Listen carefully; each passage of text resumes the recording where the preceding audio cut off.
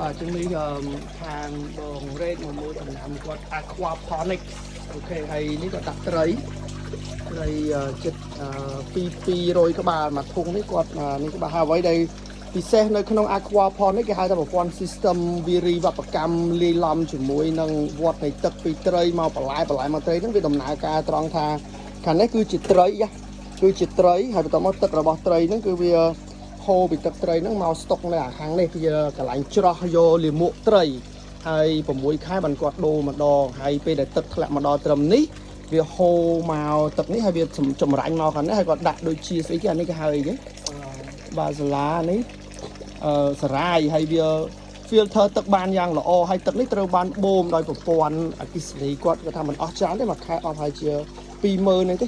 ហូរឡើងមកវាចូលទៅឲ្យទឹកទៅខាងត្រីវិញហើយទឹកនេះគឺស្អាតហើយក៏វាបូមទៅដល់បន្លែស្លឹកនៅខាងនោះទៀតហើយល្អមែនទែនគាត់ធ្វើបែបវត្តនៃ aquaponics របស់គាត់នេះបាទពិតជាល្អមែនទែនបានមកឃើញពី model របស់គាត់